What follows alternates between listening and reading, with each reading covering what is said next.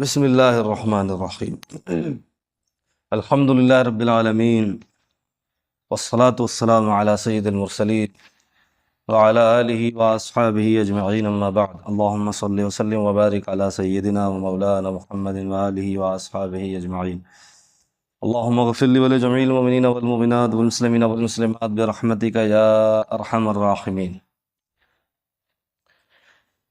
یہاں دیکھیے امام بخاری علیہ رحمۃ و رضوان بدری صحابہ کا ذکر کر رہے ہیں۔ فرماتے ہیں حدثنا مسلم، یعنی مسلم ابن ابراہیم الفراہیدی البصری القصاب قال حدثنا شعبۃ عن عدی ابن ثابت عن عبداللہ ابن یزید، یہ ان کے نانا ہے عدی ابن ثابت، اپنے نانا سے روایت کرتے۔ سمع ابا مسعود البدری، تو یہ عبداللہ ابن یزید جو ان کے نانا ہیں، عدی ابن ثابت روایت کر رہے ہیں نا، تو یہ بھی صحابی ہیں۔ تو عبداللہ ابن یزید صحابی، روایت صحابی کی صحابی سے ہے یہاں پر۔ سمع ابا مسعود البدری، عقبہ ابن عمرو ابو مسعود بدری البدری، دیکھیے امام بخاری نے کہا، اس سے یہ معلوم ہوا امام بخاری کا موقف یہ ہے کہ یہ بدری ہیں۔ ان کے بارے میں ہے اختلاف کہ یہ بدری ہیں یا نہیں، اور ان کو بدری کس وجہ سے کہا جاتا ہے، یعنی بدری تو کہا جاتا ہے لیکن اس کی وجہ کیا ہے، بدری کہنے کی وجہ کیا ہے۔ تو بہت سارے محدثین جن میں امام بخاری بھی ہیں، ان کا کہنا یہی ہے کہ یہ بدر میں، غزوہ بدر میں شریک ہوئے تھے، اس وجہ سے ان کو بدری کہا جاتا ہے۔ لیکن دوسرے محدثین کا کہنا یہ ہے کہ یہ بدر میں شریک نہیں ہوئے تھے، بلکہ ایک مرتبہ یا ویسے کبھی بدر میں ٹھہرتے تھے، جا کر بدر میں ٹھہرنے کی وجہ سے ان کو بدری کہا جاتا ہے۔ تو یہ نسبت جو ہے وہ ان کے وہاں رہنے کی وجہ سے ہے، لیکن راجح وہی ہے جو امام بخاری نے ذکر کیا۔ آگے دیکھیے، اس پر اور بھی دلیل آئے گی۔ عن النبی صلی اللہ علیہ وسلم، وہ نبی کریم صلی اللہ علیہ وسلم سے روایت کرتے ہیں، قال، حضور علیہ الصلوۃ والتسلیم نے ارشاد فرمایا، نفقۃ الرجل علی اہلہ صدقہ۔ یہ حدیث پاک جو ہے کتاب الایمان میں گزر چکی ہے کہ مرد کا اپنے گھر والوں پر خرچ کرنا صدقہ ہے، لیکن کب؟ جب کہ اس کو اجر سمجھ کر خرچ کرے، نیت اچھی ہو اس کی، تو جو کچھ خرچ کرتا ہے اپنے بال بچوں پر وہ سب صدقہ لکھا جائے گا، اسے اس کا ثواب دیا جائے گا۔ تو اصل مقصود ہے یہاں پر ابو مسعود بدری کا تذکرہ، یہ بتانا کہ یہ بدری صحابی ہیں۔ آگے دیکھیے حدیث پاک، حدثنا ابو الیمان حکم ابن نافع قال اخبرنا شعیب ابن ابی حمزہ عن زہری محمد ابن مسلم ابن شہاب زہری قال سمعت عروۃ بن الزبیر یحدث عمر بن عبد العزیز فی امارتہ۔ حضرت امام زہری کہتے ہیں، میں نے عروہ ابن زبیر کو سنا کہ وہ حضرت عمر ابن عبد العزیز کو حدیث سنا رہے تھے، فی امارتہ، ان کے ایام خلافت میں۔ کیا سنا رہے تھے؟ اخر المغیرۃ بن شعبۃ العصر، حضرت مغیرہ ابن شعبہ نے نماز عصر کو مؤخر کر دیا۔ وہو امیر الکوفہ، اور وہ اس وقت کوفے کے گورنر تھے، حضرت مغیرہ ابن شعبہ حضرت امیر معاویہ رضی اللہ تعالیٰ عنہ کی جانب سے کوفے کے گورنر تھے۔ فدخل ابو مسعود عقبۃ بن عمرو الانصاری، تو حضرت ابو مسعود عقبہ ابن عمرو انصاری داخل ہوئے، ان کے پاس آئے۔ جد زید ابن حسن، حضرت زید ابن حسن کے نانا ہے نا۔ کون ہے یہ زید ابن حسن؟ زید ابن حسن ابن علی ابن ابی طالب، تو حسن سے مراد ہے امام حسن مجتبی، حضرت حسن رضی اللہ تعالی عنہ کے صاحبزادے ہیں زید، ان کے نانا ہیں۔ تو اس اعتبار سے حضرت عقبہ ابن عمرو حضرت امام حسن مجتبی کے خسرو ہے نا، ان کی اہلیہ کے والد ہیں۔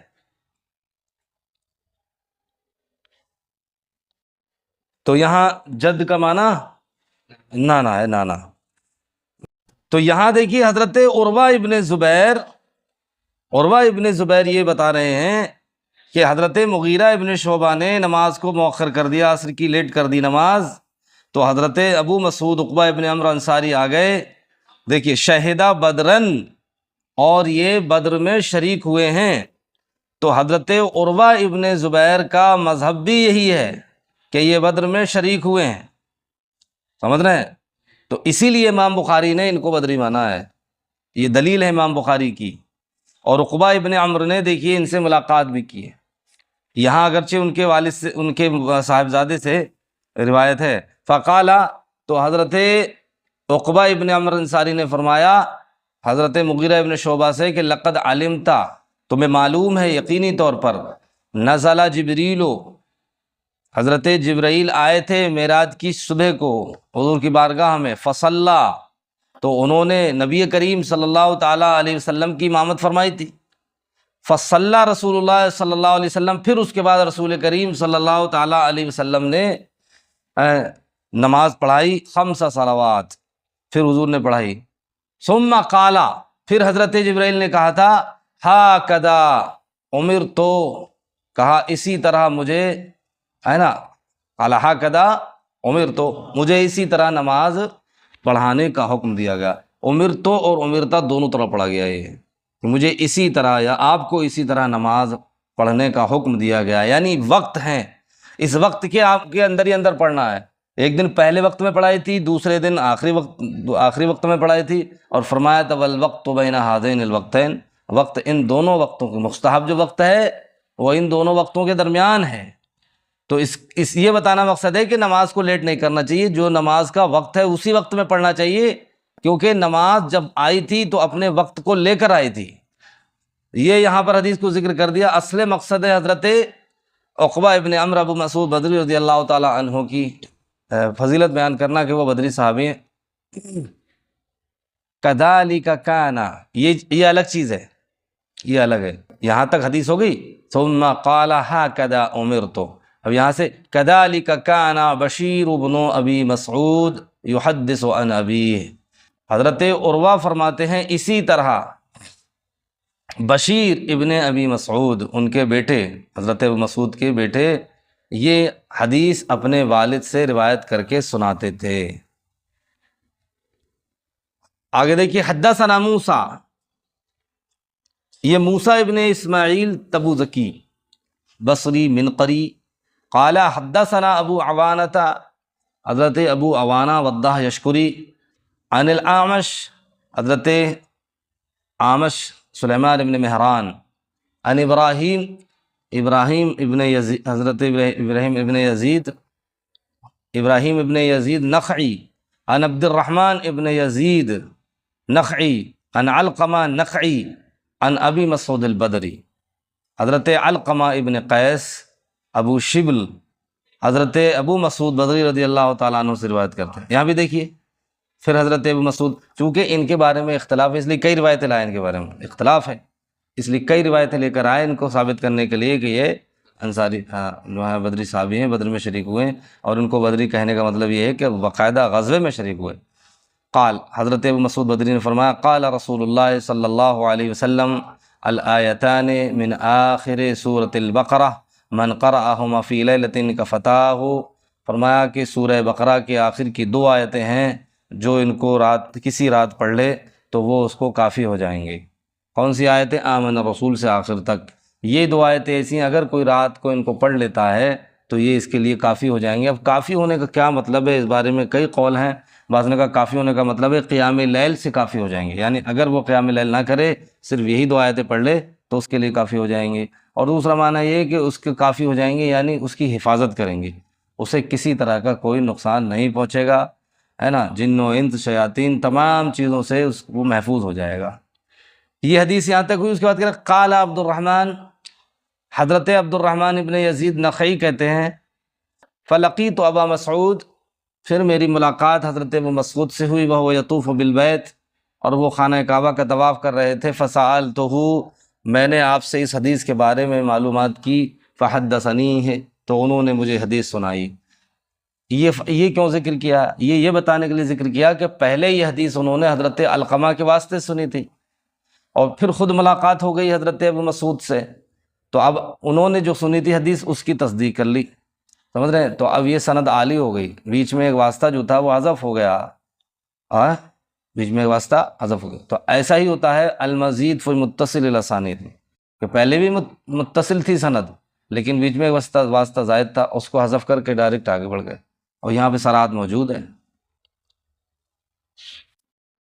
حدثنا یحییٰ، یہ یحییٰ ابن بکیر ہے، قال حدثنا اللیث عن عقیل عن ابن شہاب الزہری قال اخبرنی محمود بن الربیع، حضرت محمود ابن ربیع جن کے بارے میں آپ پیچھے کتاب العلم میں پڑھ چکے ہیں کہ ان کے چہرے پر نبی کریم صلی اللہ علیہ وسلم نے اپنی کلی شریف کا پانی ڈالا تھا، ہے نا؟ ان کے گھر گئے، وضو کیا، ان کے کنویں سے پانی منگوایا، لوٹے میں وضو کیا، اور کلی منہ میں پانی لے کے ان کے منہ پہ چھڑک دیا تھا۔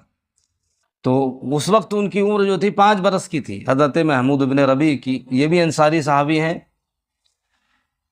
تو انہیں 5 سال کا واقعہ یاد ہے کہ حضور صلی اللہ علیہ وسلم ہمارے گھر تشریف لائے تھے، اور آپ صلی اللہ تعالیٰ علیہ وسلم نے ہمارے کنویں سے پانی منگایا تھا اور وضو فرمایا تھا، اور پھر آپ نے مزاح کے طور پر، کیونکہ آپ بچوں سے مزاح فرماتے تھے، دلجوئی کرتے تھے، تو آپ نے کلی ان کے منہ پر کی تھی، تو انہیں وہ مجہ بھی یاد تھا۔ حفظہ مجہ رسول اللہ صلی اللہ علیہ وسلم فی وجہ محمود بن ربیع، یہ بیان کرتے ہیں، تو صغار صحابہ میں سے ہیں آپ۔ محمود بن ربیع کہتے ہیں ان اتبان ابن مالک، حضرت اتبان ابن مالک یہ بھی انصاری صحابی ہیں، وکان من اصحاب النبی صلی اللہ علیہ وسلم، نبی کریم صلی اللہ علیہ وسلم کے ان اصحاب میں سے ہیں، ممن شہد بدرا من الانصار، جو انصار میں سے جنگ بدر میں شریک ہوئے تھے۔ اتا رسول اللہ صلی اللہ علیہ وسلم، یہ حضور نبی کریم صلی اللہ علیہ وسلم کی بارگاہ میں حاضر ہوئے۔ اب چونکہ جو مقصد تھا وہ ذکر کر دیا کہ حضور کی بارگاہ میں حاضر ہوئے، کیوں حاضر ہوئے، یہ معاملہ دوسری جگہ، یہ حدیث آگے حدیث دوسری جگہ آئی ہے کہ حضور کی بارگاہ میں حاضر ہوئے، آ کر کے عرض کیا، یا رسول اللہ صلی اللہ علیہ وسلم، میں جو ہے نماز پڑھاتا ہوں، اور میری آنکھیں اب کمزور ہو گئی، بینائی کمزور ہو گئی۔ ہوتا کیا ہے کہ جب بارش ہو جاتی ہے تو راستے میں جو وادی ہے وہ پانی سے پر ہو جاتی ہے، مجھے نکلنے میں ہوتی ہے پریشانی، میں جا نہیں پاتا ہوں، تو کیا میں اپنے گھر ہی نماز پڑھ لوں؟ اور تو میں یہ چاہتا ہوں کہ آپ میرے گھر تشریف لائیں، اور کسی ایک جگہ میرے گھر پہ آپ نماز پڑھیں، پھر میں اسی جگہ کو اپنا مصلی بنا لوں گا، برکت کے لیے، ہے نا، تبرک حاصل کروں گا اس جگہ سے، یہ ہے۔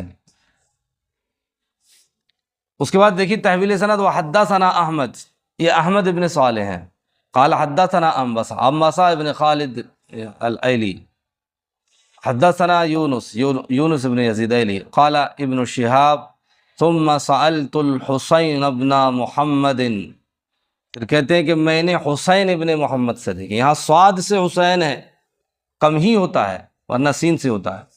ثم سألت الحسین ابن محمد، پھر میں نے حسین ابن محمد سے پوچھا، وَهُوَ أَحَدُ بنی سالم، فرمایا کہ وہ بنو سالم کے ایک فرد ہیں، وَهُوَ مِن سَرَاتِهِمْ، اور وہ ان کے سرکردہ لوگوں میں سے ہیں، بڑے لوگوں میں سے ہیں۔ سرات سریون کی جمع ہے، سریون کا معنی ایک تو سخی ہوتا ہے، سخی آدمی، اور سریون کا ایک معنی عظیم القوم، شریف القوم، سید القوم ہوتا ہے۔ کس کے بارے میں پوچھا میں نے؟ ان حدیث محمود ابن ربیع، محمود ابن ربیع کی حدیث کے بارے میں، ان اتبان ابن مالک، جو انہوں نے اتبان ابن مالک سے روایت کی ہے۔ امام زہری کا واقعہ ہے یہ۔ امام زہری کہتے ہیں جب میں نے ان سے پوچھا، فصدقہ، تو انہوں نے ان کی تصدیق کر دی، ہے نا، یعنی محمود ابن ربیع کی تصدیق کی کس نے؟ حسین ابن محمد نے، کہ ہاں واقعی یہ بالکل بات صحیح ہے۔ حدثنا ابو الیمان قال اخبرنا شعیب بن الزہری قال اخبرنی عبداللہ ابن عامر ابن ربیعہ۔ حضرت امام زہری فرماتے ہیں ہمیں خبر دی عبداللہ ابن عامر ابن ربیعہ نے، وَكَانَ مِنْ أَكْبَرِ بَنِي عَدِيٍّ، اور فرمایا کہ یہ قبیلہ بنو عدی کے بڑے لوگوں میں سے ہیں، عمر دراز لوگوں میں سے ہیں، ہے نا۔ وَكَانَ مِنْ أَكْبَرِ بَنِي عَدِي، قبیلہ بنو عدی کے عمر دراز لوگوں میں سے۔ اب یہ دیکھیے، پہلی بات تو یہ ہے کہ یہ بنو عدی یہ قبیلہ ہے، تو اس کا ترجمہ یہ ہوگا کہ قبیلہ بنو عدی کے لوگوں میں سے، افراد میں سے، عمر دراز لوگوں میں سے ہیں آپ۔ اس کا ترجمہ یہ نہیں ہوگا کہ آپ عدی کے بیٹوں میں سے، بڑے بیٹوں میں سے ہیں، یہ ترجمہ غلط ہے، ایک بات۔ دوسری بات، ان کو یہ کہا گیا کہ یہ بنو عدی کے عمر دراز لوگوں میں سے ہیں، سب سے بڑے لوگوں میں سے ہیں، حالانکہ آپ اس قبیلے سے نہیں ہیں، صرف حلیف ہیں آپ۔ تو یہاں جو ان کو شمار کیا گیا ہے وہ حلیف ہونے کے اعتبار سے شمار کیا گیا، ورنہ حقیقت میں آپ قبیلہ بنو عدی سے تعلق نہیں رکھتے ہیں۔ تو آپ نے یہ کیوں کہا کہ وہ بڑے لوگوں میں سے ہیں؟ تو یہ اس بار سے کہا ہے کہ ان جن لوگوں سے آپ کی ملاقات ہوئی تھی، اس قبیلے کے لوگوں سے، ان میں سب سے زیادہ عمر دراز یہ تھے، بس یہ بتانا مقصد ہے، ورنہ حقیقت میں یہ بنو عدی سے نہیں ہیں بلکہ حلیف ہیں، ان کے حلیف۔ وَكَانَ أَبُوهُ شَهِدَ بَدْرًا مَعَ النَّبِيِّ صلی اللہ علیہ وسلم، اور آپ کے والد کون ہیں؟ عامر بن ربیعہ۔ عامر بن ربیعہ نبی کریم صلی اللہ تعالی علیہ وسلم کے ساتھ جنگ بدر میں شریک ہوئے تھے۔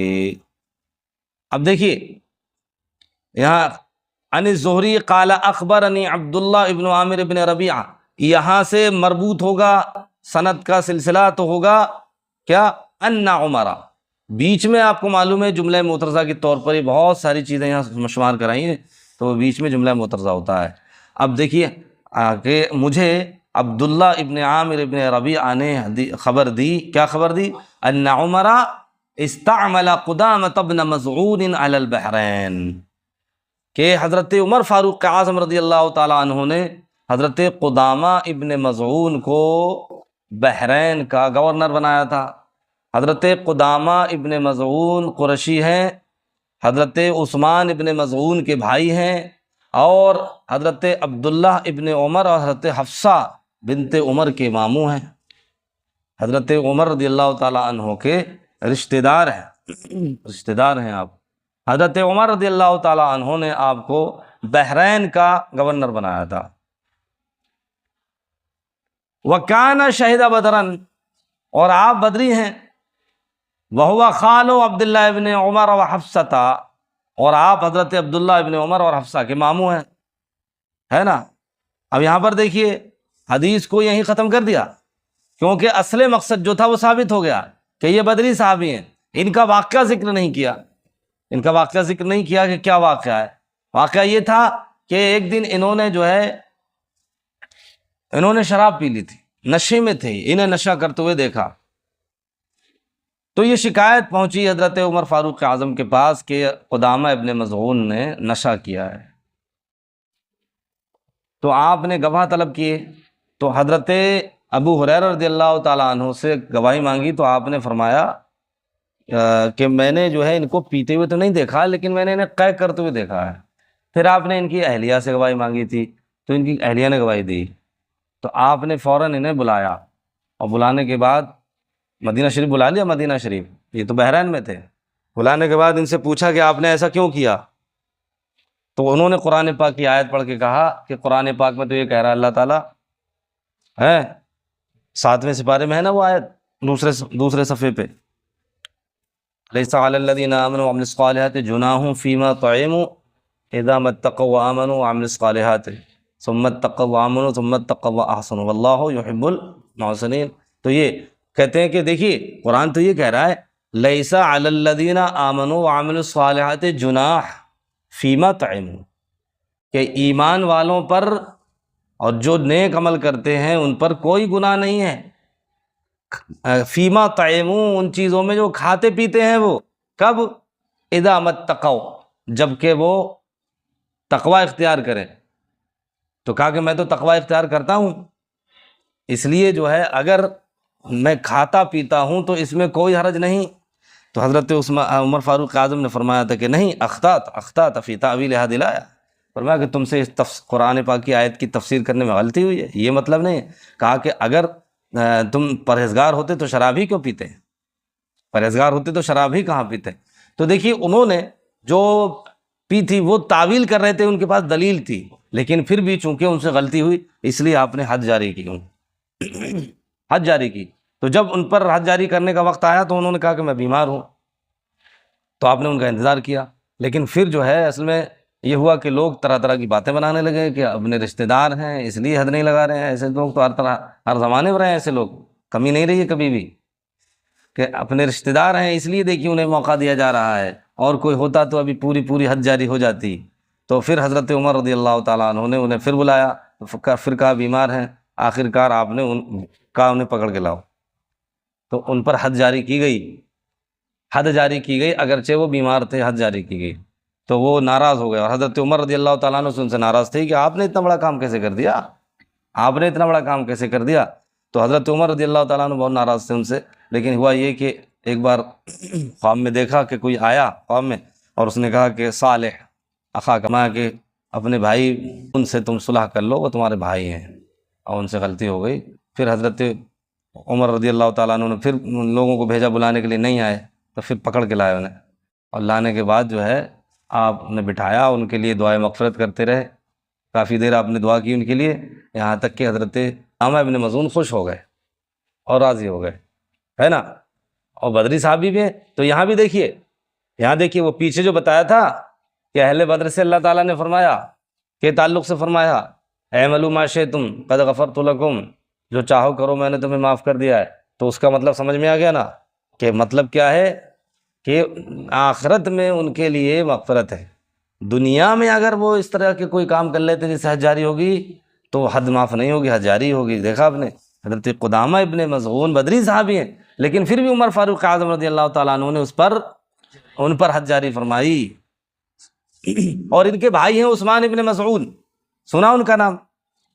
عثمان ابن مظعون کا نام سنا ہوگا، بہت مشہور و معروف صحابی ہیں. اور آپ کا وصال جو ہے آپ بھی مہاجر ہیں، آپ کا وصال مدینہ شریف میں آنے کے بعد سب سے پہلے آپ کا وصال ہوا تھا، سب سے پہلے.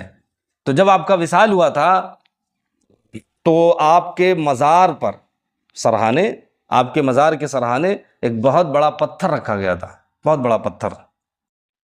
اور وہ پتھر اتنا بھاری تھا کہ صحابہ کہتے ہیں کہ ہم میں جو شخص اس کو کود کر چھلانگ لگا کے نکل جاتا تھا، کود جاتا تھا اسے، تو ہم اس کو طاقتور مانتے تھے.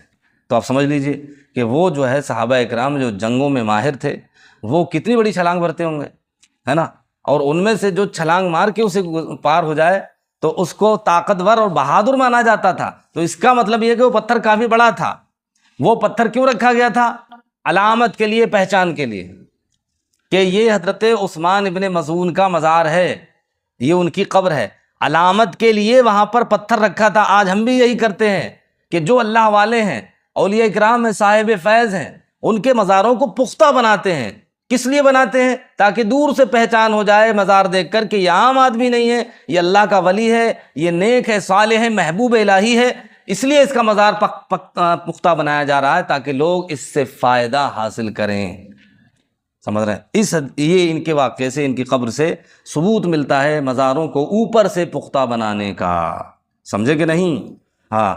اور کچھ لوگوں نے مزار اس لیے بنایا تاکہ ان کے برابر میں اپنے مردے دفن کریں. پرہیزگار تھے بہت، تاکہ ان کے برابر میں دو باتیں ثابت ہوئیں. ایک تو سب سے بڑا مسئلہ حل ہو گیا کہ مزاروں کو پختہ بنانا جائز ہے اوپر سے، اور دوسری بات کہ صالحین کے پڑوس میں مردے دفنانا چاہیے، کیونکہ جب رحمت کی بارش ہوگی تو ان کے پڑوسی محروم نہیں رہیں گے. اولئک قوم لا یشقی جلیسہم، یہ وہ پرہیزگار لوگ ہیں کہ جب ان کے پڑوس میں کوئی بیٹھتا ہے تو وہ بھی محروم نہیں رہتا. تو وہ ہیں حضرت عثمان ابن مظعون. اور دوسری بات ان کا واقعہ مشہور ہے. کیا واقعہ؟ کہ 10 صحابہ اکرام نے بیٹھ کر آپس میں مشورہ کیا تھا کہ ہم لوگ جو ہے عمریں ہماری تھوڑی سی ہیں اور ہمیں بڑے درجے حاصل کرنا ہے تو عبادت بہت زیادہ کرنی ہوگی، اور عبادت سے جو چیز مانے ہماری وہ ہے ہمارے بال بچے۔ اس لیے ہم آج سے یہ فیصلہ کرتے ہیں کہ ہم نہ تو اپنی بیویوں کے پاس جائیں گے، نہ سوئیں گے، اور نہ کبھی بغیر روزے کے رہیں گے، ہمیشہ روزہ دار رہیں گے، ہمیشہ قرآن کی تلاوت کریں گے۔ یہ انہوں نے فیصلہ کیا تھا۔ یہ خبر حضور صلی اللہ علیہ وسلم کو معلوم ہوئی، اس میں حضرت علی بھی تھے، حضرت عمرو بن عاص بھی تھے، اور حضرت عثمان بن مظعون بھی تھے۔ حضور کو یہ خبر معلوم ہوئی تو حضور صلی اللہ علیہ وسلم بہت جلدی سے تشریف لائے ممبر شریف پر، یہاں تک کہ آپ کی چادر شریف گھسٹ رہی تھی، اور اس پر ممبر پر کھڑے ہو کر آپ نے خطبہ دیا اور فرمایا ما بال اقوام یقولون کذا و کذا، ان لوگوں کا حال کیا ہے جو ایسا ایسا کہتے ہیں۔ کیا کہتے ہیں؟ کہتے ہیں کہ ہم ہمیشہ جاگیں گے، کبھی سوئیں گے نہیں، ہم ہمیشہ روزہ رکھیں گے، کبھی افطار نہیں کریں گے۔ سمجھ رہے ہیں؟ آپ نے فرمایا نہیں، یہ طریقہ نہیں ہے، بلکہ مجھے دیکھو، میں سوتا بھی ہوں، عبادت بھی کرتا ہوں، میں روزہ بھی رکھتا ہوں اور افطار بھی کرتا ہوں، اور فرمایا کہ میں بیویوں سے شادی بھی کرتا ہوں۔ فرمایا یہی میری سنت ہے، اسی سنت پر چلو تو صحیح ہے، اور جو میری سنت پر نہیں چلے گا وہ مجھ سے نہیں ہے۔ آپ صلی اللہ تعالیٰ علیہ وسلم نے فوراً اس پر پابندی لگائی، پھر ان کو الگ الگ بلا کر بھی سمجھایا اور ہر ایک سے منع کیا کہ ایسا مت کرنا۔ تو یہ وہ ایسے صحابہ اکرام تھے کہ اپنے عیش و آرام، اپنی خواہشوں اور اپنی تمام چیزوں کو اللہ رب العزت کے قرب کے لیے قربان کرنے کے لیے تیار ہو گئے اور ارادہ بنا لیا تھا۔ وہ ہیں کون؟ حضرت عثمان ابن مظعون، اور یہ ہیں قدامہ ابن مظعون، اور ان کے ایک بھائی اور ہیں حضرت عبداللہ ابن مظعون۔ یہ سب صحابی ہیں، ہے نا، سب صحابی ہیں۔ اور یہ واقعہ قدامہ ابن مظعون کا ہے جو ابھی میں نے بتایا آپ کو، شراب والا، قدامہ ابن مظعون کا، عثمان ابن مظعون کا نہیں ہے۔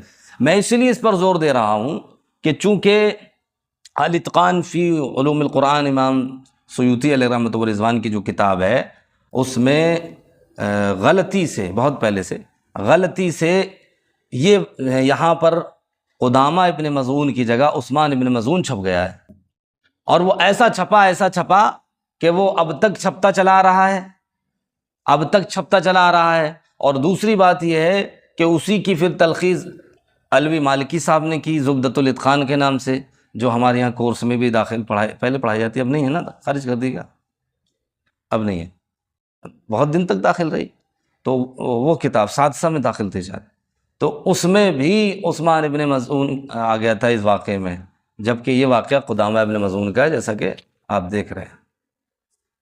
آگے دیکھیے، حدثنا عثمان بن محمد بن اسماء، عثمان بن محمد بن اسماء، آپ کو معلوم ہے کہ یہ اسماء ان ناموں میں سے ہے جو مذکر و مؤنث دونوں کے ہوتے ہیں۔ قال حدثنا جویریہ، تو یہ بھی نام دیکھیے، جویریہ دونوں لوگوں کا ہوتا ہے، مرد و عورت دونوں کا، یہاں مرد کا ہے۔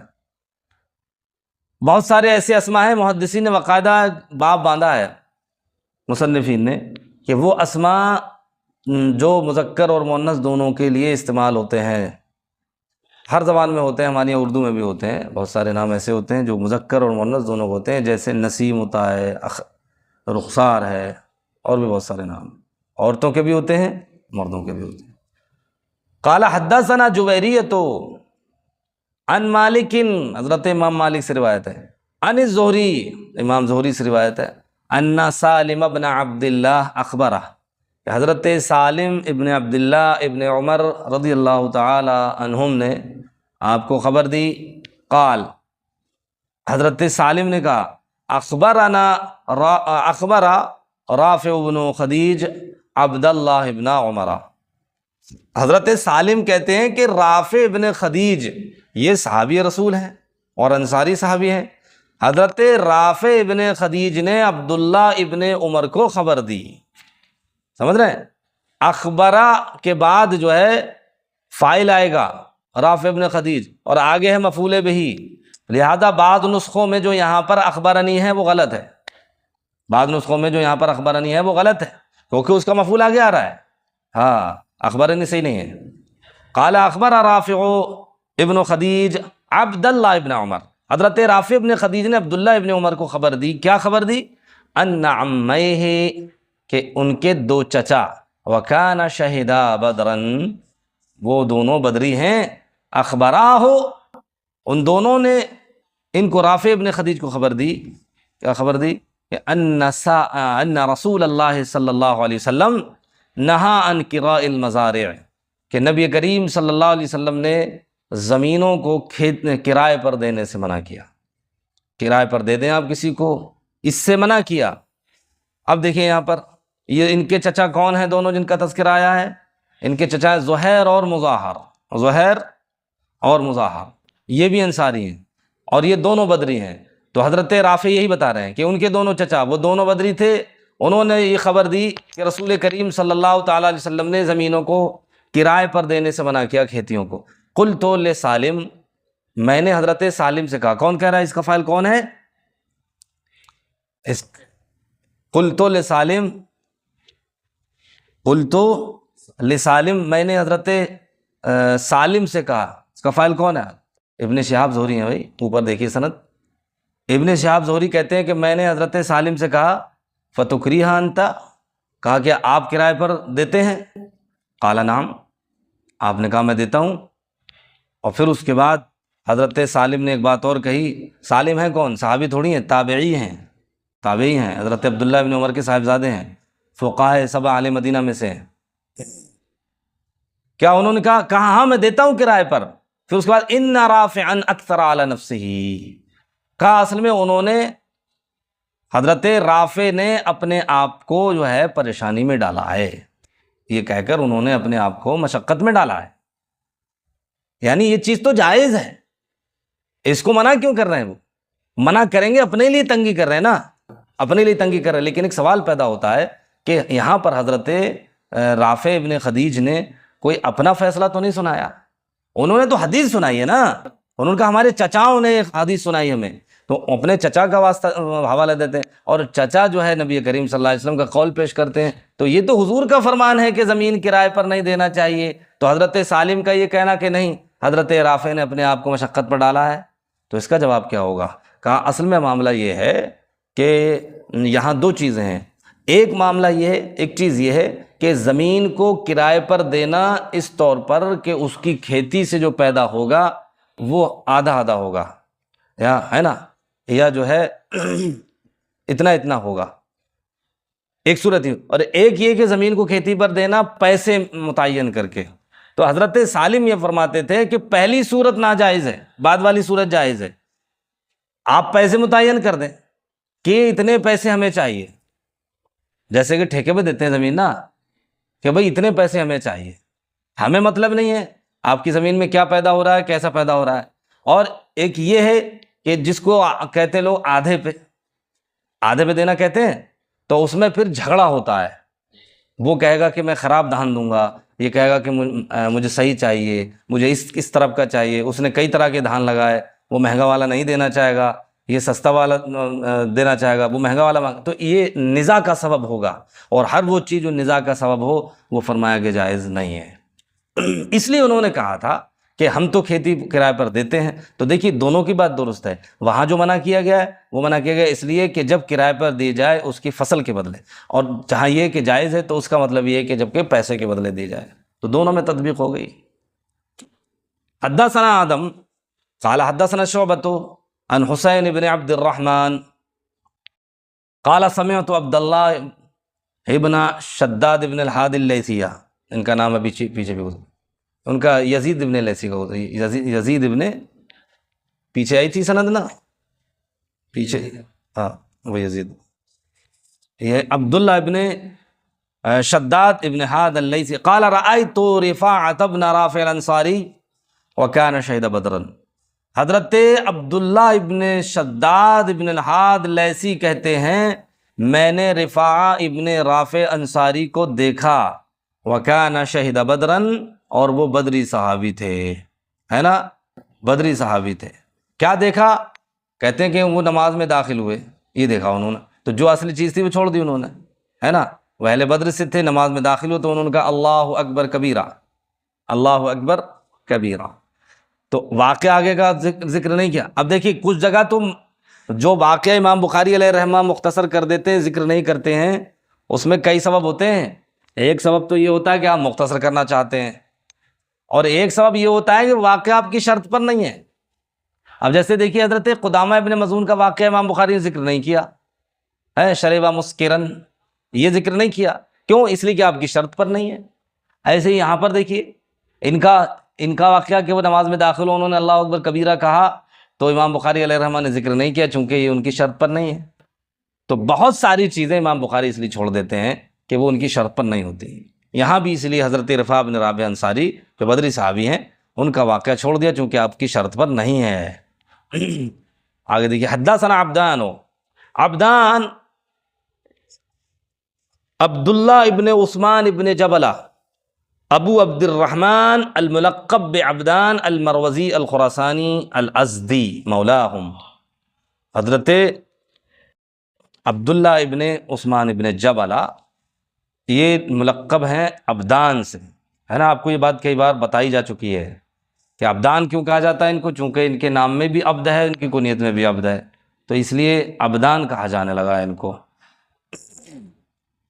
اور یہ مروزی ہیں، خراسانی ہیں، ازدی بھی ہیں. ازدی جو ہیں اصل میں یہ مولا ہونے کے اعتبار سے ہیں، مولا ہونے کے اعتبار سے. قال اخبرنا عبداللہ. اب یہاں دیکھیے عبداللہ کون سے عبداللہ ہیں؟ عبداللہ ابن مبارک، کیونکہ یہ بات بار بار آ چکی ہے. اور یہ حضرت عبدان جو ہے نا کثیر الروایہ اور ائمہ کبار میں سے ہیں آپ، امام بخاری کے جلیل القدر مشائخ میں سے ہیں آپ. عبدان قال اخبرنا عبداللہ قال اخبرنا معمر و یونس. معمر اور یونس دونوں نے مجھے خبر دی عن زہری عن عروہ ابن الزبیر، کیا انہ اخبرہ، حضرت عروہ ابن زبیر نے حضرت امام زہری کو خبر دی. کیا خبر دی؟ ان مسور ابن مخرمہ اخبرہ، حضرت مسور ابن مخرمہ نے ان کو خبر دی حضرت عروہ ابن زبیر کو. اور مسور ابن مخرمہ یہ صغار صحابہ میں سے ہیں. جب حضور صلی اللہ علیہ وسلم کا وصال ہوا تو آپ کی عمر 8 سال تھی. مسور ابن مخرمہ قرشی ہیں آپ. کیا خبر دی؟ ان عمرو بن عوف، حضرت عمرو بن عوف وہو حلیف لبنی عامر ابن لؤی، وہ بنو عامر ابن لؤی کے حلیف ہیں عمرو بن عوف. وکان شہید بدر، دیکھیے، اور یہ بدر میں شریک ہوئے تھے، ہے نا، مع النبی صلی اللہ علیہ وسلم، نبی کریم صلی اللہ علیہ وسلم کے ساتھ. یعنی ایک تو اتنا ہوتا ہے صرف وکان شہید بدر، اور ایک ہوتا ہے مع النبی صلی اللہ علیہ وسلم. اس سے وضاحت اور ہو جاتی ہے کہ یہ حضور کے ساتھ جنگ میں شریک ہوئے تھے بدر میں. کیا خبر دی انہوں نے؟ کہ ان رسول اللہ صلی اللہ علیہ وسلم بعث ابا عبیدہ بن الجراح، بعث ابا عبیدہ، ہے نا، ابن الجراح، ابن آئے گا، ابن الجراح، ابو عبیدہ ابن جراح جو اشرا معاشرہ میں سے ہیں اور مشہور جو ہے سپہ سالار اور جنرل ہیں. حضرت ابو عبیدہ ابن جراح کو رسول کریم صلی اللہ علیہ وسلم نے بحرین بھیجا، یاتی بجزیتہا، جزیہ لینے کے لیے. چونکہ بحرین فتح ہو چکا تھا تو اس کا جزیہ لینے کے لیے حضرت ابو عبیدہ ابن جراح کو بھیجا کہ آپ جو ہے جزیہ لے کر آئیں. اور بحرین کے جو لوگ تھے نا اکثر ان میں مجوس تھے، مجوسی تھے. اور آپ جانتے ہیں کہ بہت مشہور و معروف بحرین اب بھی ہے، بحرین اب بھی ہے، اور اسی نام سے جانا جاتا ہے، نام چینج بھی نہیں ہوا اس کا. اور یہ عراق کا ایک شہر ہے جو بصرہ اور حجر کے درمیان میں ہے. حجر جو ایک مشہور جگہ ہے ان کے درمیان میں، وہاں بھیجا آپ نے. وَكَانَ رسول اللہ صلی اللہ علیہ وسلم ہوا صالح اہل البحرین. 9 ہجری میں نبی کریم صلی اللہ علیہ وسلم نے اہل بحرین سے صلح فرمائی تھی. صلح ہوئی تھی کہ جزیہ دیں گے یہ لوگ، ہے نا، جزیہ دیں گے. وَأَمَّرَ عَلَيْهِمْ الْعَلَا ابن الحضرمی، ابن الحضرمی یا پر کسرہ غلط ہے. آپ نے علا ابن حضرمی کو وہاں کا امیر بنایا. اور یہ مشہور صحابی حضرت علا ابن الحضرمی، علا ابن الحضرمی مشہور صحابی ہیں. ان کو امیر بنایا تو جزیہ لینے کے لیے کس کو بھیجا؟ حضرت پھر حضرت ابو ہریرہ رضی اللہ تعالیٰ عنہ کو بھی وہاں کا گورنر بنایا تھا آپ نے. حضرت ابو ہریرہ رضی اللہ تعالیٰ ہے نا. یہ علاء ابن حضرمی ان کا واقعہ یہ ہے کہ یہ صاحب کرامت ہے، صاحب کرامت ہے. آپ جو ہے سمندر پر گھس گئے تھے، سمندر پہ گھس گئے تھے کچھ کلمات پڑھ کر، اور آپ کو کوئی نقصان نہیں ہے. حضرت علاء ابن حضرمی کہہ رہے ہیں جب حضرت فقدم ابو عبیدہ بمال من البحرین، تو حضرت ابو عبیدہ بحرین سے مال لے کر آئے، ہے نا. کتنے لائے تھے؟ 1,00,000 درہم، 1,00,000 درہم لے کر آئے تھے. فسمعت الانصار بقدوم ابی عبیدہ، تو حضرات انصار کو حضرت ابو عبیدہ کے آنے کی خبر معلوم ہو گئی، انہوں نے سن لیا کہ آ رہے ہیں. فوافوا صلاۃ الفجر مع رسول اللہ صلی اللہ علیہ وسلم، تو نماز فجر میں نبی کریم صلی اللہ تعالیٰ علیہ وسلم سے ملاقات کر لی انصار نے. یعنی ویسے اپنی اپنی مسجدوں میں نماز پڑھ لیتے تھے، لیکن جب یہ معلوم ہوا کہ حضرت ابو عبیدہ مال لے کر آئے بحرین سے، تو فوراً جو ہے آ کر فجر ہی میں حضور صلی اللہ علیہ وسلم سے ملاقات کر لی کہ مال ملے گا، ہاں مال لینے کے لیے. فلما انصرف، جب حضور صلی اللہ تعالیٰ علیہ وسلم نے نماز کا سلام پھیرا، فارغ ہوئے، فتعرضوا لہ، تو ان حضرات نے جو ہے نبی کریم صلی اللہ علیہ وسلم کو چاروں طرف سے گھیر لیا. فتبسم رسول اللہ صلی اللہ علیہ وسلم، نبی کریم صلی اللہ تعالیٰ علیہ وسلم مسکرائے، حین رآہم، جب ان کو دیکھا. ثم قال، فرمایا اظنکم سمعتم ان ابا عبیدہ قدم بشیء، حضور نے فرمایا کہ مجھے لگتا ہے کہ تم یہ سن چکے ہو ابو عبیدہ کچھ لے کر آئے ہیں. قالوا اجل یا رسول اللہ، کہا یا رسول اللہ. قال، حضور نے فرمایا فابشروا، فرمایا کہ پھر تو بشارت قبول کرو، خوشخبری، خوش ہو جاؤ. وَأَمِّلُوا مَا يَسُرُّكُمْ، اور اس چیز کی امید رکھو جو تمہیں خوش کر دے، ہے نا. اس کے بعد حضور صلی اللہ تعالیٰ علیہ وسلم نے فرمایا فَوَاللَّهِ مَا الْفَقْرَ أَخْشَىٰ عَلَيْكُمْ، فرمایا کہ مجھے تم پر محتاجی کا ڈر نہیں ہے. یہ ڈر ہی نہیں کہ تم محتاج ہو گئے، بلکہ دنیا تو تمہارے اوپر کشادہ کر دی جائے گی. وَلَكِنِّي أَخْشَىٰ أَن تُبْسَطَ عَلَيْكُمُ الدُّنْيَا كَمَا بُسِّطَتْ عَلَىٰ مَن قَبْلَكُمْ، مجھے ڈر یہ ہے کہ تم پر دنیا کشادہ ہو جائے جیسا کہ تم سے پہلوں پر کشادہ ہوئی ہے. فَتَنَافَسُوهَا كَمَا تَنَافَسُوهَا، ہے نا. تو تم کیا کرو ان میں، اس میں جو ہے رغبت پیدا کر لو، اس کے لیے تگ و دو کرنے لگو، ایک دوسرے پر سبقت کرنے لگو، جیسا کہ اس سے پہلے لوگوں نے ایسا کیا. تو اصل میں کیا تھا؟ یہ تھا اصل میں تَتَنَافَسُونَهَا، تو فا کے بعد جو ہے وہ ان مقدر ہے اور ایک تا گرا دی تو ہو گیا فَتَنَافَسُوهَا. اور یہ جو تنافسو یہ فعل ماضی بعد والا، فَتَنَافَسُوهَا، سمجھ رہے ہیں؟ تنافسا یا تنافس، تنافسوها. وَتُهْلِكُكُمْ كَمَا أَهْلَكَتْهُمْ، اور وہ تمہیں ہلاک کر دے گی جیسے کہ تم سے پہلوں کو ہلاک کیا ہے. تو اس سے جو ہے کئی باتیں سمجھ میں آئیں، ہے نا، کئی باتیں سمجھ میں آئیں. بحرین کی صلح سمجھ میں آئی، وہاں کون قاضی تھے یہ سمجھ میں آیا، اور دوسرے یہ کہ کتنا جزیہ لے کر آئے یہ سمجھ میں آیا. اور دوسری بات یہ دنیا کی بے رغبتی حضور نے بتائی، اور بتا دیا کہ دنیا کے مال و متاع اور اس کی ساز و سامان میں زیادہ توجہ نہیں دینا چاہیے، ورنہ یہ دنیا جو ہے ہلاک کر دیتی ہے جیسا کہ پہلے لوگوں کو ہلاک کر دیا. حدثنا ابو النعمان، حضرت ابو النعمان عارم ان کا لقب ہے، محمد بن فضل سدوسی.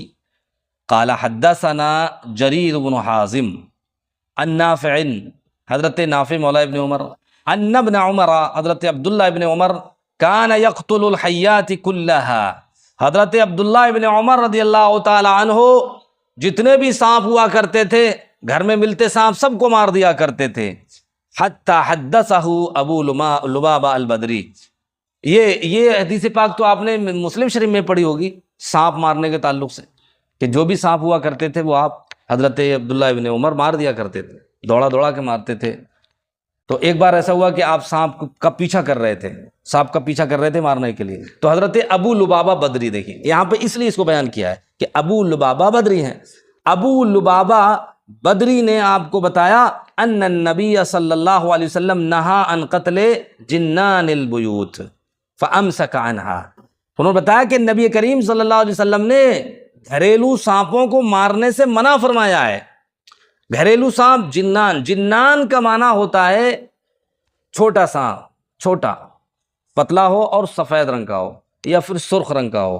تو اس طرح کے سانپ جو ہوتے ہیں وہ جن بھی ہوتے ہیں، اس لیے ڈائریکٹ مارنے کا حکم نہیں ہے، بلکہ تلقین کرنے کا حکم ہے۔ تلقین کریں، آپ اس سے کہیں کہ آپ چلے جائیے 3 دن تلقین کریں، اگر وہ جن ہوگا تو چلا جائے گا، اور اگر نہیں گیا تو سمجھ لیجئے وہ جن نہیں ہے۔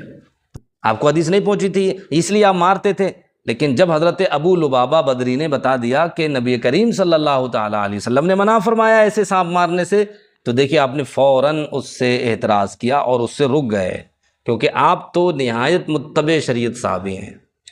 آگے دیکھیے، حدثنی ابراہیم بن المنذر قال حدثنا محمد بن فلیح عن موسیٰ بن عقبہ۔ حضرت موسیٰ بن عقبہ یہ حضرت ابن شہاب زہری کے ان مشہور شاگردوں میں سے ہیں جنہوں نے مغازی جمع کی ہیں۔ آپ حدیث کے بھی امام ہیں اور مغازی کے بھی امام ہیں، الامام فی المغازی، جن کی مغازی مشہور ہو، چونکہ حضرت ابن شہاب زہری بھی جہاں حدیث کے امام ہیں وہاں مغازی کے بہت بڑے امام ہیں۔ آپ کہتے ہیں حدثنا انس بن مالک، حضرت انس بن مالک رضی اللہ تعالیٰ عنہ نے ہمیں حدیث سنائی، ان رجالا من الانصار استاذنوا رسول اللہ صلی اللہ علیہ وسلم، کہ کچھ انصاری صحابہ نے نبی کریم صلی اللہ علیہ وسلم سے اجازت طلب کی۔ کس بات کی اجازت طلب کی؟ ہوا یہ تھا جنگ بدر ہوئی، حضرت عباس رضی اللہ تعالیٰ عنہ کفار کی طرف سے لڑنے کے لیے آئے، 70 مارے گئے، 70 قید کیے گئے، مشہور واقعہ ہے۔ حضرت عباس بھی قید کیے گئے، قیدی بنائے گئے، سمجھ رہے ہیں۔ اس کے بعد معاملہ وہ ہوا تھا، آپ جانتے ہیں، بچپن سے وہ تقریر سنتے چلے آ رہے ہیں کہ کیا کیا جائے ان کے تعلق سے، تو کسی نے مشورہ دیا کہ ان کو مار دیا جائے۔ حضرت عمر رضی اللہ تعالیٰ عنہ کا مشورہ یہ تھا کہ ان کو مار دیا جائے، ہے نا۔ کسی نے کہا کہ انہیں جلا دیا جائے، لیکن حضرت ابوبکر صدیق رضی اللہ تعالیٰ عنہ نے یہ مشورہ پیش کیا کہ یا رسول اللہ، ہمیں مال کی ضرورت ہے، اس لیے ان سے فدیہ لے کے معاف کر دیا جائے، اور ان میں ہمارے بہت سارے رشتہ دار بھی ہیں، ہے نا، اس لیے جو ہے فدیہ لے کے رہا کر دیا ہے۔ تو آپ نے یہ مشورہ پسند فرمایا تھا، کہا کہ فدیہ لیا جائے، 40 اوقیہ سونا رکھا گیا تھا فدیے میں۔ تو حضرت عباس رضی اللہ تعالیٰ عنہ جب آئے اور ان سے مطالبہ کیا کہ لائیے فدیہ، اور حضور نے فرمایا کہ تم تو اپنا اور اپنے بھتیجوں کا بھی فدیہ دو، تمہارے ساتھ آئے وہ۔ تو کہا کہ میرے پاس تو کوئی مال نہیں ہے۔ کہا اچھا وہ مال کہاں ہے؟ یہ واقعہ اس میں ہے، یہ المواہب الدنیا میں، کہ وہ مال کہاں ہے جو آپ نے جنگ بدر میں آتے وقت چچی جان ام الفضل کو دیا تھا اور کہا سنبھال کے رکھنا، ہے نا۔ تو یہ علم غیب کی بات ہے۔ تو ایک روایت میں یہ کہ حضرت عباس نے کہا کہ میں تو مومن ہوں، مجھے تو ان کے ساتھ لایا گیا ہے صرف، اور صحیح سند سے ثابت بھی ہے کہ حضور نے پہلے فرما دیا تھا کہ عباس آ رہے ہیں، ہے نا، عباس آ رہے ہیں، وہ مومن ہیں، ان کا خیال رکھنا ہے۔ جنگ میں آ رہے ہیں، وہ بھی آ رہے ہیں ساتھ میں مجبوراً، چونکہ مکے میں رہتے تھے آپ، اس لیے ان کے ساتھ آنا پڑا آپ کو۔ تو اس سے پتہ چلا کہ حضرت عباس تو پہلے سے مومن تھے، لیکن آپ نے فدیہ کیوں لیا؟ پھر فدیہ اس لیے لیا کہ بظاہر تو وہ کفار کے ساتھ آئے تھے، اگر آپ ان کو چھوڑ دیتے تو لوگ یہ کہتے اپنے چچا کو چھوڑ دیا، ہاں، کیونکہ کہنے والے ہر جگہ اور ہر زمانے میں رہے۔ جب منافق کہتے تھے، منافق اعتراض کرتے تھے حضور صلی اللہ علیہ وسلم، کوئی مسلمان تو کر نہیں سکتا نا، مومن خالص کیسے اعتراض کرے گا حضور صلی اللہ علیہ وسلم پر؟ منافق اعتراض کرتے تھے کہ دیکھیے اپنے بھائی، اپنے چچا کو چھوڑ دیا، اور کوئی ہوتا پورا لے لیتے، اس طرح کی باتیں کرتے۔ تو اب کیا ہوا؟ حضرت عباس رضی اللہ تعالی عنہ سے جب فدیہ لینے کی باری آئی تو انصار صحابہ، چونکہ انصار جو تھے وہ ان کے ننیہال کے لگتے تھے، ہے نا، ننیہال کے اس لیے لگتی کہ آپ کی والدہ وہاں کی تھیں، آپ کی والدہ نہیں تھی وہاں کی، بلکہ آپ کی دادی جو تھی، آپ کی دادی یعنی حضرت عباس کی دادی کون؟ حضرت ہاشم کی اہلیہ سلمہ، وہ تھی مدینے کی، نجاریہ تھی وہ، نجاریہ، کیونکہ حضرت ہاشم جو ہے تجارت کرتے تھے، آپ جاتے تھے مدینہ شریف ہو کر کے ملک شام وغیرہ ان علاقوں میں تجارت کرنے کے لیے، تو آپ جو ہے وہاں پر ٹھہرے تھے، ہے نا۔ تو جن کے گھر ٹھہرے تھے ان کی بیٹی تھی سلمہ، انہوں نے ان کو دیکھا تو انہیں وہ پسند آ گئی، تو انہوں نے نکاح کا پیغام دے دیا، تو ان کا نکاح ہو گیا، آپ کو معلوم ہے۔ پھر اس کے بعد حضرت ہاشم وہاں ٹھہرے اور پھر تجارت کرنے چلے گئے، وہ بیمار ہو گئے، وصال ہو گیا، تو اس کے بعد بیٹے کی پیدائش ہوئی، حضرت عبد المطلب شیبۃ الحمد، عبد المطلب پیدا ہوئے تھے۔ ہاں، تو اس وجہ سے انصار سے رشتہ جڑ گیا، انصار سے رشتہ جڑا، اور حضور صلی اللہ تعالیٰ علیہ وسلم کو بھی اسی لیے کہا گیا کہ وہ حضور صلی اللہ علیہ وسلم ہمارے رشتہ دار ہیں۔ تو انہوں نے جو ہے حضرت عباس کے بارے میں کہا کہ ایسا ہے، آپ اجازت دیں، فقالوا، عرض کرنے لگے، اذن لنا، آپ ہمیں اجازت دیجئے، فلنترک لابن اختنا عباس فداءہ، فرمایا آپ ہمیں اجازت دیں، ہم جو ہے گزارش کرتے ہیں کہ آپ ہمارے بھانجے ہے نا عباس کا فدیہ چھوڑ دیجئے، یہ کہا انہوں نے آ کر کے۔ لیکن جب یہ بات انہوں نے کہی آ کر، تو نبی کریم صلی اللہ علیہ وسلم نے ارشاد فرمایا، واللہ لا تذرون منہ درہما، فرمایا کہ ایک درہم بھی مت چھوڑنا۔ آپ پورے فدیہ چھوڑنے کی بات کر رہے ہیں، میں کہتا ہوں ان سے ایک درہم بھی مت چھوڑنا، ان سے پورا پورا وصول کرنا۔ ایسا کیوں کیا حضور نے؟ وہ اسی وجہ سے کہ تاکہ کوئی یہ نہ کہے کہ انہوں نے اس معاملے میں طرفداری کی۔ آقا صلی اللہ علیہ وسلم نے پورا پورا فدیہ لیا ان سے، بالکل بھی نہیں چھوڑا۔ ہاں، جب قیدیوں کو باندھا گیا اور ان کی رسیاں ٹائٹ کی گئیں، سمجھ رہے ہیں، اور حضرت عباس کی رسی بھی ٹائٹ کی گئی، جس کی وجہ سے انہیں تکلیف ہوئی، وہ کرہائے، ان کی تکلیف بھری آواز جو ہے نبی کریم صلی اللہ علیہ وسلم کے کانوں میں ہوئی، پہنچی، تو حضور نے اتنا ضرور کہا تھا کہ اے میرے صحابہ، میرے چچا کی رسی کو ہلکا کر دیجیے، ٹائٹ کر کے مت باندھیے۔ مجھے ان کی آواز سن کر پوری رات نیند نہیں آئی، رات نہیں سو سکا۔ یہ دیکھیے، یہ خونی رشتہ تھا، یہ خونی رشتہ تھا۔ تو اس پر علماء بیان کرتے ہیں کہ جو نبی اپنے چچا کی رسیاں ٹائٹ ہونے کی وجہ سے رات بھر نہ سو سکے اور رات بھر کروٹ بدلتے رہیں، اور صبح کو آ کر کے اپنے صحابہ سے کہیں کہ ان کی رسیاں ڈھیلی کر دو، سمجھ رہے ہیں، اس نبی کو اس وقت کتنی پریشانی ہوئی ہوگی جب اہل بیت اطہار کے افراد کو رسیوں میں، زنجیروں میں جکڑ کر دمشق لے جایا گیا ہوگا، اور اس وقت کیا تکلیف ہوئی ہوگی جب 3 دن کا بھوکا پیاسا رکھ کر ان افراد کو جو ہے تہہ تیگ کیا گیا تھا، کتنی تکلیف ہوئی ہوگی، یہ اندازے سے باہر ہے، سمجھ رہے ہیں۔ تو بہرحال اتنا ثابت ہو گیا کہ حضرت عباس جنگ بدر میں آئے تھے، لیکن کن کی طرف سے آئے تھے؟ کفار کی طرف سے آئے تھے آپ۔ ہاں، حدثنا ابو عاصم، یہ دیکھ ابو عاصم ضحاک ابن مخلد شیبانی، ابو عاصم النبیل، امام بخاری کے کبار مشائخ میں سے، اور ثلاثیات کے راوی ہیں آپ، یہ اگرچہ ثلاثی نہیں ہے۔ ان ابن جریج، عبد الملک ابن عبد العزیز ابن جریج، ان زہری۔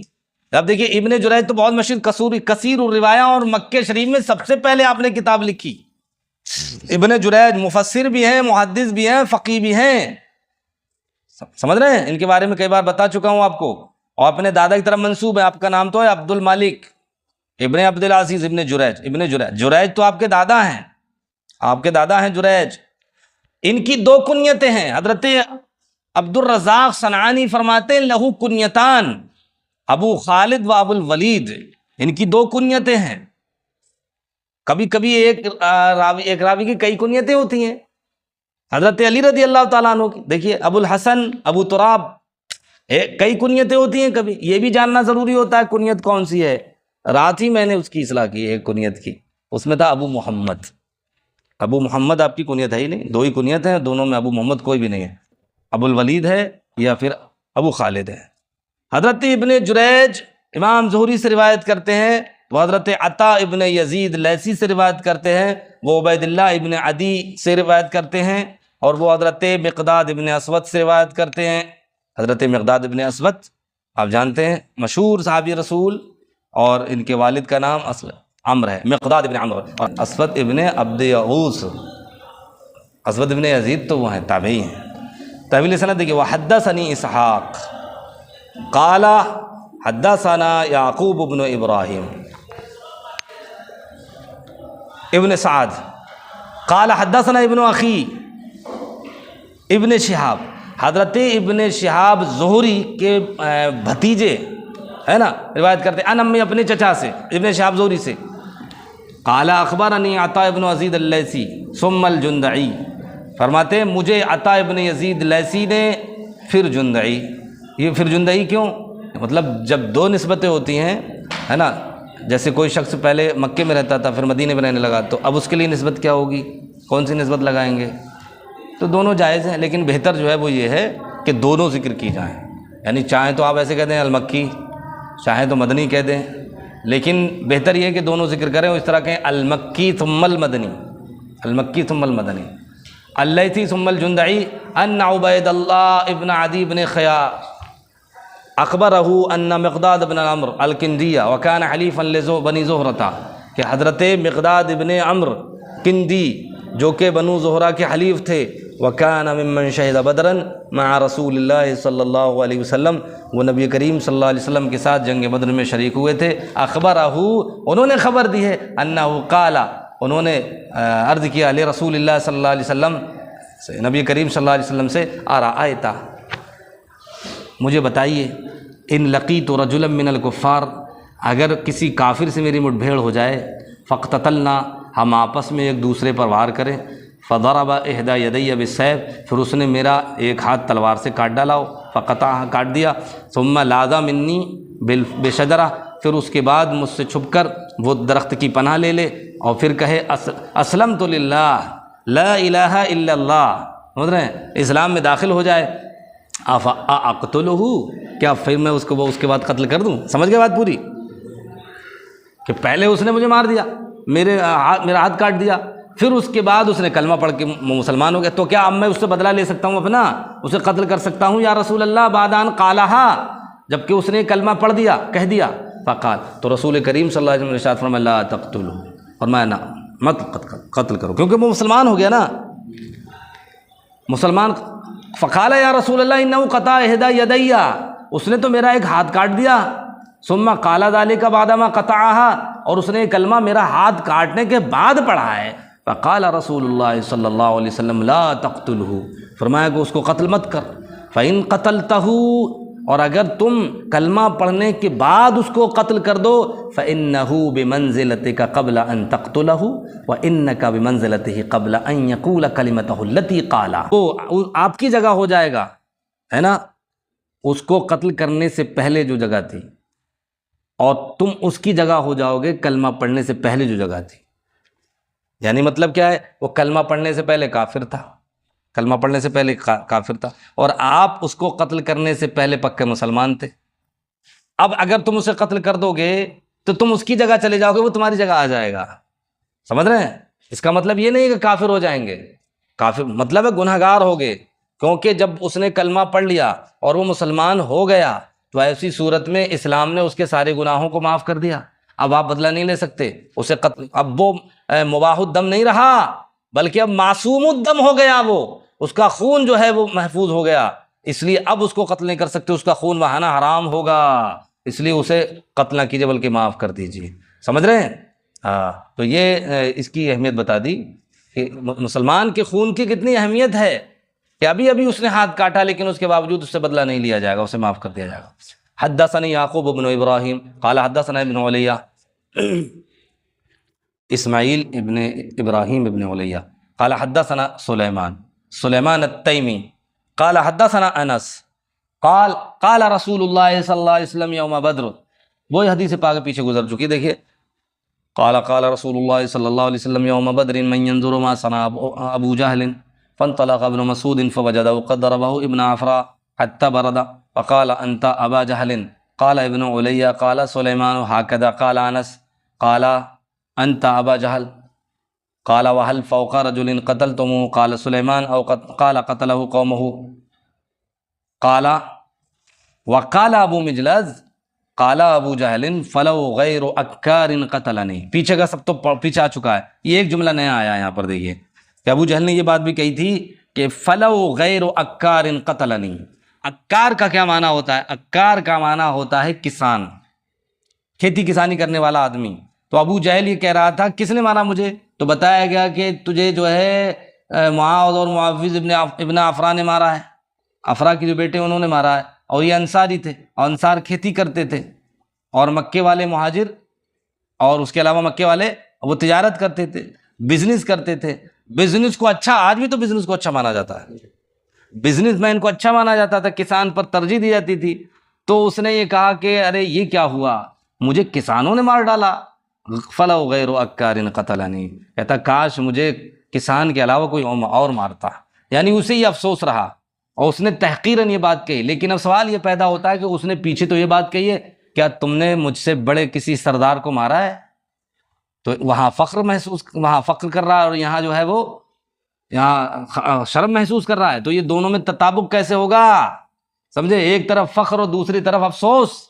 تو اس کا جواب یہ دیا کہ اصل میں جہتیں بدلی ہوئی ہیں ہے نا. اپنے قاتل کی طرف دیکھتا ہے تو یہ دیکھتا ہے کہ مجھے مارنے والا کسان ہے اس لیے افسوس کرتا ہے، اور یہ دیکھتا ہے کہ اصل میں مجھے یہاں لانے والے جو تھے وہ میرے ہی لوگ ہیں نا، قریشی میرے ہی لوگ ہیں، مکے والے.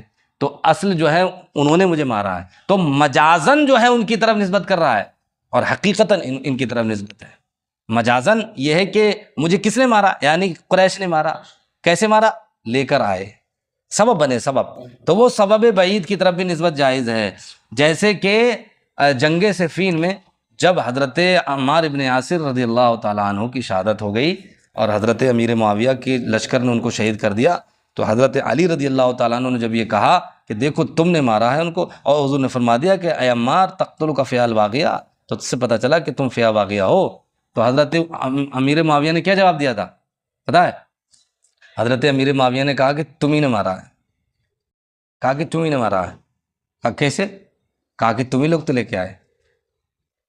تو دیکھیے سبب کی طرف نسبت کہ تم لے کر آئے، اگر تم نہ لاتے انہیں تو وہ نہیں مارے جاتے. ایسے دیکھیے ابو جہل نے میرے قبیلے والے لے کر آئے مجھے، تو کہتا ہے کہ انہوں نے مجھے مارا. تو نسبت بدل گئی یہاں پر، الگ الگ نسبت ہونے کی وجہ سے یہاں پر یہ ہے دو وجہ ہیں، ہے نا. یہیں تک رہنے دیجیے، آگے انشاءاللہ. وصلی اللہ تعالی علی خیر خلق سیدنا و مولانا محمد و آلہ و اصحابہ اجمعین برحمتک یا ارحم الراحمین.